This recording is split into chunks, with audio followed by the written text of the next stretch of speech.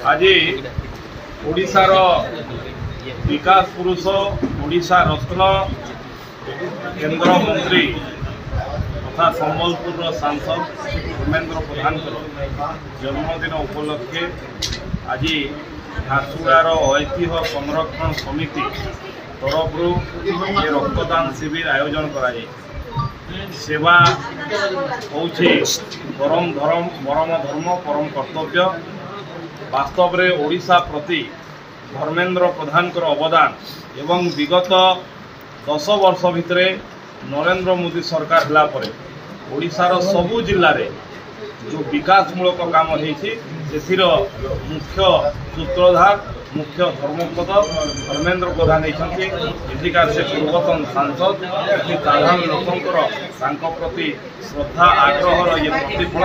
आज ये रक्तदान शिविर आज जन्मदिन प्रभु